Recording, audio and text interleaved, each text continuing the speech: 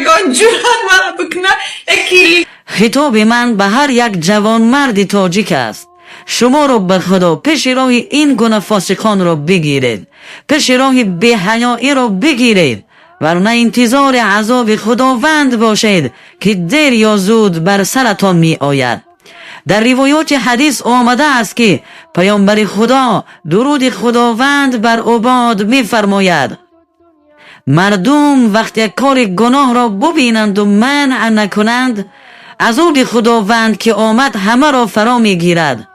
جوان مردان تاجیک، آیا تأثیر بد این فاسقان به خواهران و برادران و یا به فرزندان شما نمی رسد؟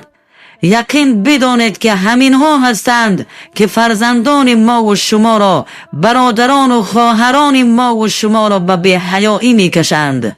ببینید که مسلمانان امروز به درجه بی‌شرم و بی‌حیا شده اند که یک مرد و زن مسلمان در رو بروی هم نشسته سخنان فحش و شهوت انگیز می گویند، از زناکاری هایشان نقل می کنند و آه و نالش های شهوت انگیز می کنند، در جایی که آنها را زنان و کودکان می بینند.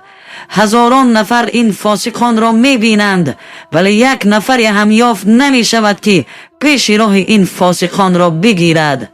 وای بر حال شما فاسقان که به مثل ویروس جامعه را به بی‌حیایی می کشید. حیف گریه های پیامبر خدا که برای ما و شما گریه کرده اند. زن باید خیلی بی‌شرم و بی‌حیا باشد که جرأت کرده در پیش این قدر مردم کارهای حیوانیش را نقل کند.